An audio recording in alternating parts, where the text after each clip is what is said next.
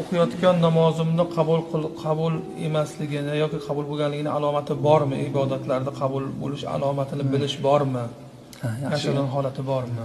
Hazrat Jaloliddin Rumiy rahmatullohi alayhi Masnaviyda aytadilarki, odamlarga gohida shayton vasvasa qilib, bitta odamga shayton vasvasa qilar ekan, aytar ekanki, shu nechimar yildan beri Alloh Alloh deysan, biror marta senga labbay dedimi der ekan.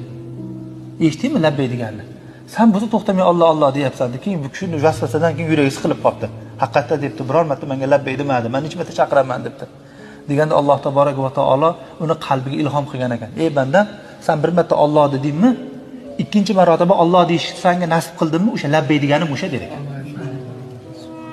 Endi Alloh Makka aytadilarki, men odamda vasvasa bo'lib qolaman, shu namozim kelyapman, ketyapman, shuncha vaqt sarflab qabul qildimmi desa, bu kishi aytgan ekanlar. Hozir biz bilan nima namoz o'qi desa, peshin o'qidim dedilar. Bomdodni ham o'qidingmi dedilar. Ha, agar bomdodni qabul qilmasa peshinga kirgizmasdi degan ekan.